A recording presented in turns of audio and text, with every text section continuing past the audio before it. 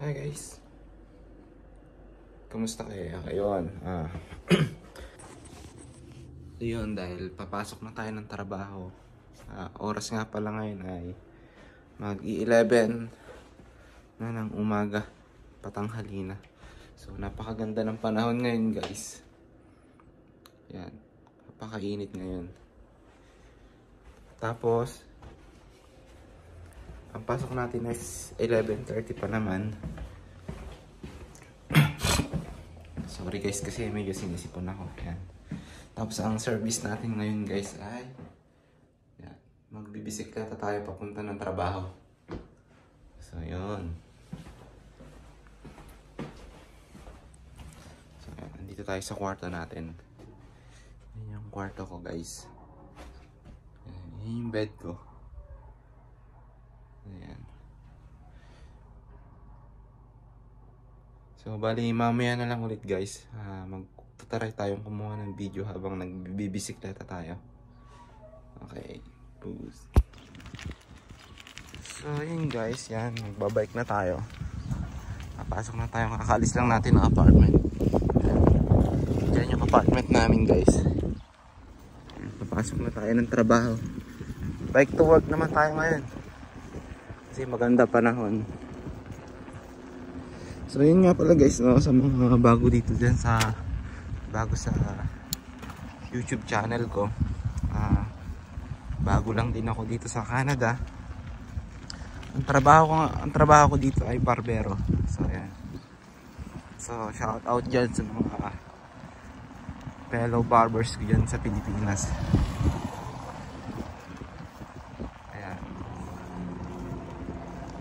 Napakaganda ng panahon ngayon, wala nang snow. Kukunti na lang yung mga natitirang snow.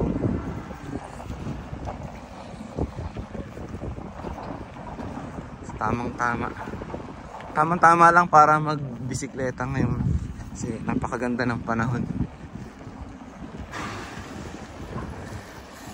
So, medyo maaga pa naman, hindi pa tayo late, kaya okay lang na hindi tayo magmadali ngayon sa pagbabike.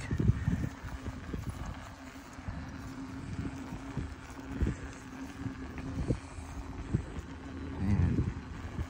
Saka safe magbisikleta dito guys. Ito ko lang. Yan. Ito na yung parang pinaka ano natin, bike lane. Yung mga daanan dito may mga ganyan. So hindi ka makikipagsisikan dyan sa kalsada. So although safe din naman dito kasi hindi naman masyadong traffic dito eh. Kaya okay lang din na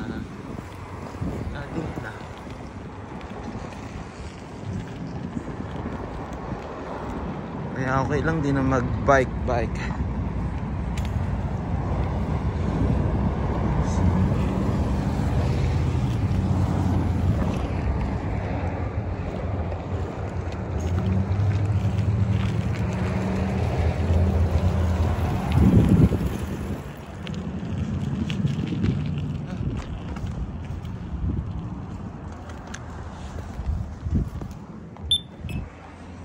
So yan, nandito tayo sa may stoplight.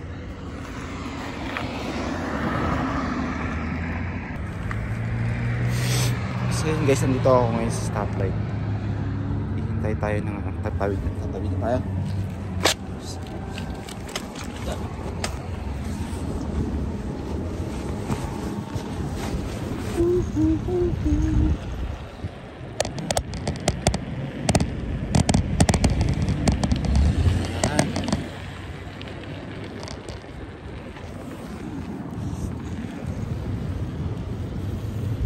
Ganda ng panahon ngayon guys, kaya sarap mag-bike.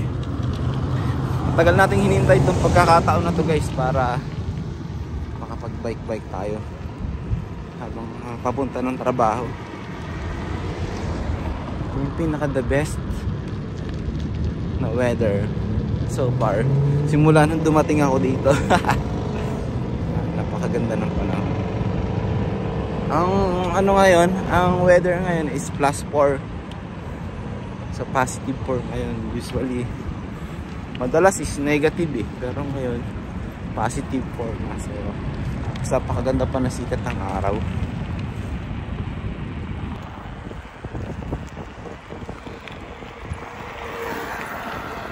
Wow, sana all naka e-bike.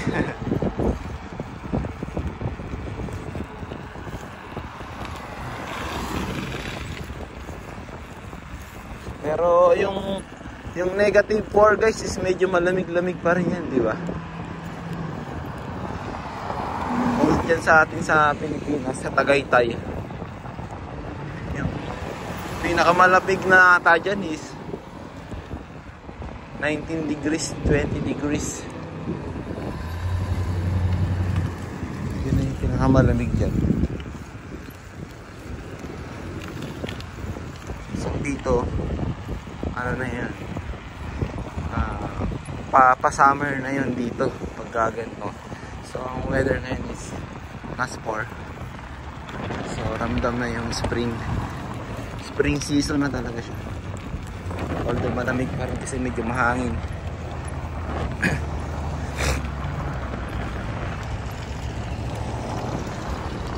Sa ngayon guys ay tsaga-tsaga muna tayo mag-commute o kaya mag-bike ka, magbisikleta pagka maganda ang panahon. Tapos nag-iipon-ipon tayo pambili ng sasakyan guys. Hanap tayo ng murang sasakyan. Siguro bago mag-winter ulit, sana pagkalog ng ama magkaroon na tayo ng sasakyan para hindi na tayo hahabol-habol sa bus or ano pang tawag dito, hindi na hahabol-habol sa bus o di kaya ay hindi na tayo lalamigin sa labas pag hihintay ng bus stop o maglalakad pa tayo. Ang sasakyan talaga dito guys is necessity, lalo na sa panahon ng taglamig, kasi umaabot dito ng minus 40, 50. Na-experience ko na dito yung minus 51, feels like 57, minus 57. Sobrang lamig talaga guys yung mga panahon na yun. Tapos wala kang sasakyan, papasok ka sa trabaho, kahit mag-abang ng taxi napakahirap, kasi kahit yung taxi busy yun, kasi iilan lang naman ang taxi dito eh. Hindi naman kasi karamihan yung taxi dito, kaya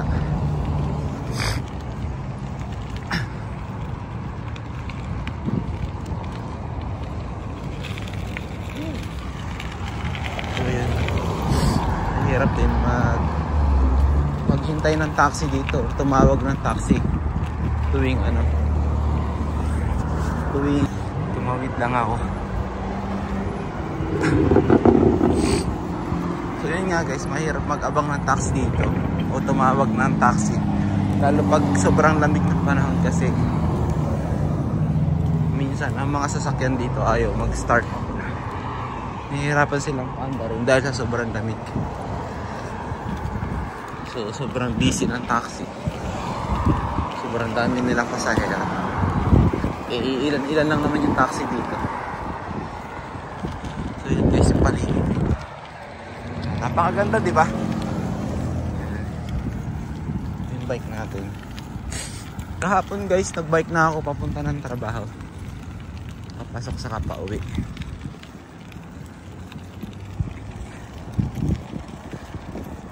Yung padlock natin, kailangan natin mag-padlock guys dito kasi maraming homeless dito sa Canada. Ang padlock ng bike mo dito, yung maninipis, kaya nila kunin yan. May mga dala silang pangkat, pinuputol nila. Yung bisikleta ni Mrs. wala na, ninakaw ng mga homeless. Minsan guys, may kwento ko sa inyo, hindi lang minsan, madalas nilalakad ko lang to, almost 1 hour guys, nilalakad ko to papunta ng mula sa bahay hanggang trabaho ko.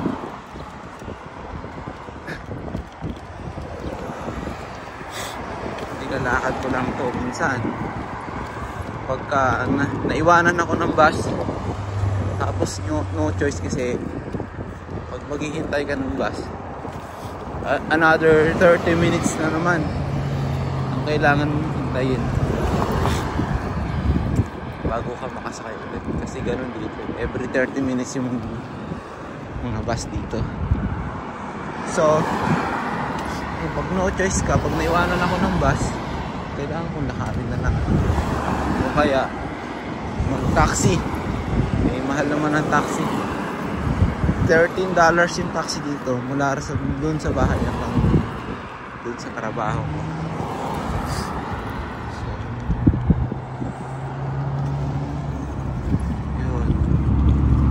kaya okay na rin. Okay na rin guys na may bike tayo ngayon na nagagamit.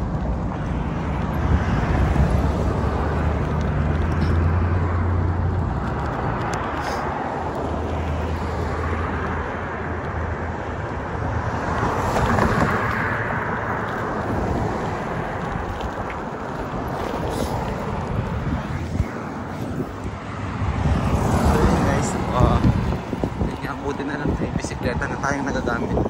Maganda naman yung panahon. Pero pag babike to mula sa bahay hanggang doon sa trabaho, 15 minutes. Kaya saka hindi naman ahon, patag naman yung daanan, kaya hindi mahirap. Saka sanay naman tayo guys sa Pilipinas. Sanay naman tayo bisikleta kasi pag nagbabike ako dun guys, umabot almost 200 kilometers ang binibisikleta ko dun sa Pilipinas. Yung mga group ride tayo guys.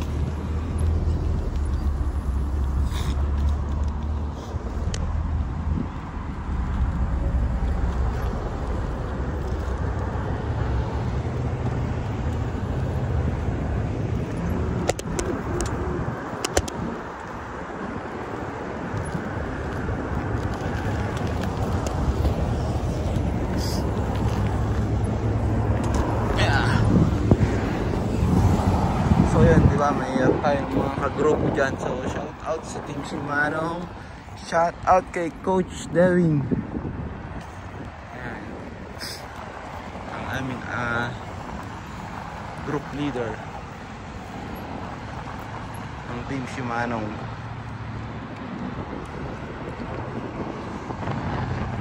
So minsan umaabot kami ng almost 200 kilometers ride.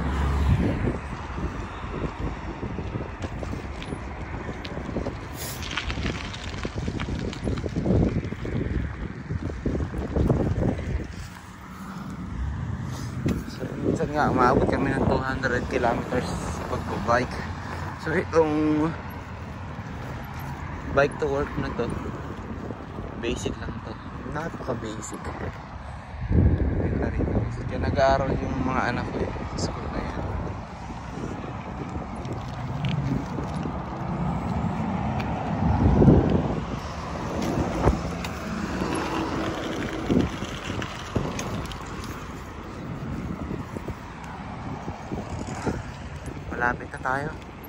Malapit na tayo guys sa port.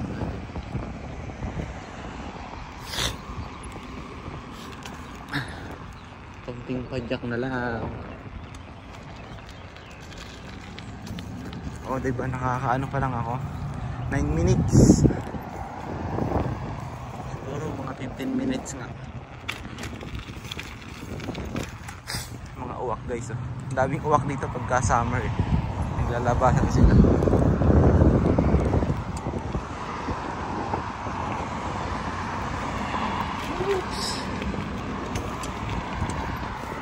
Safe na safe magbisikleta dito guys, eh, di ba?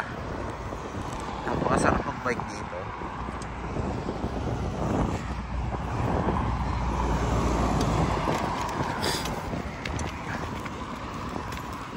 Yeah. Nainibago yung puwet ko. Kahapon lang ako nag-bike, sumakit agad yung puwet ko.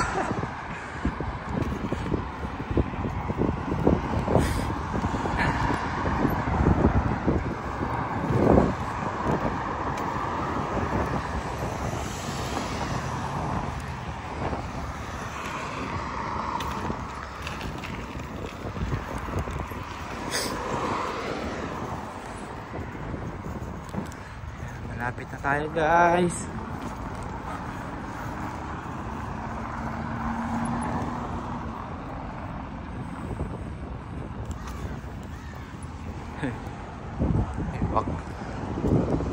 Uwak Raven. Raven daw tawag yun sa English eh. Sabi ng anak ko.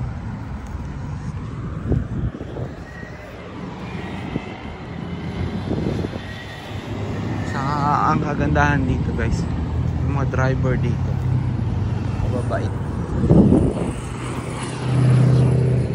Maka-check ko kami siguro yung mga driver dito. Eh, bihirang-bihira yun.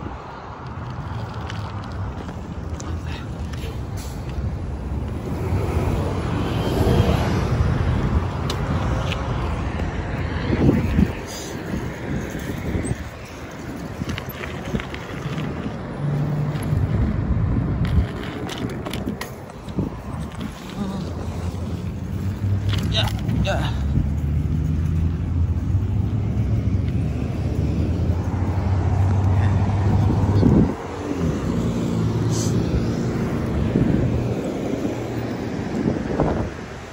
Malapit na natin guys.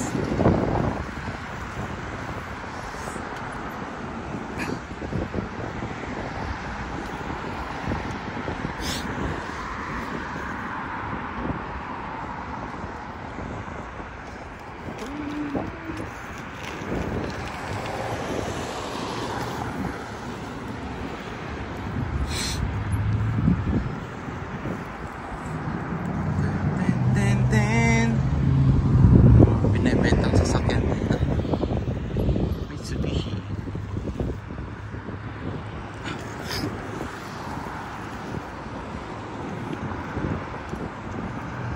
Bike.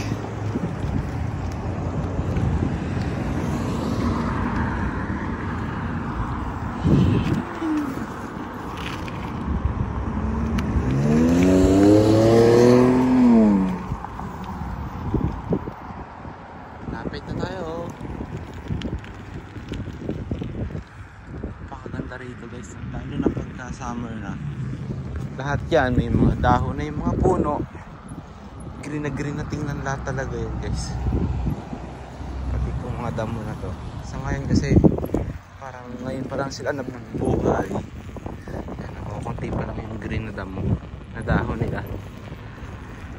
Yan, nagigirin. Nagbe-verde na siya guys. Ayan. Ito hindi pa eh. Napakaganda tingnan yan siguro. Ayan, green na dito. Banda ron hindi pa.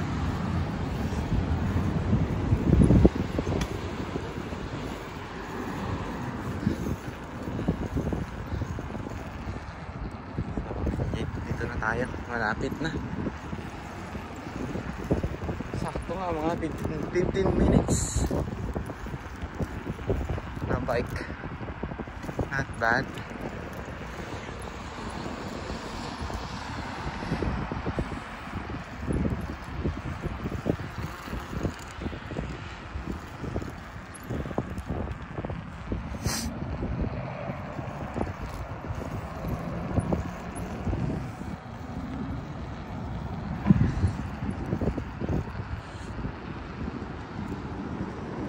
Medyo busy na yun yung kalsada, maraming sasakyan.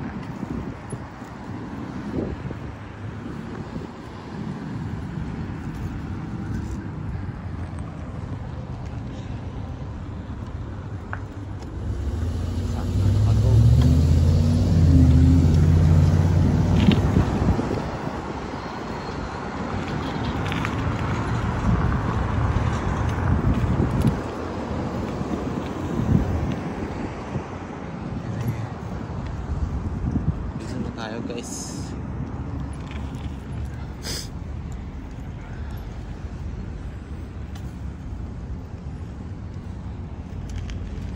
Bali, yan na yung barbershop na pinapasukan ko guys. Ayan o.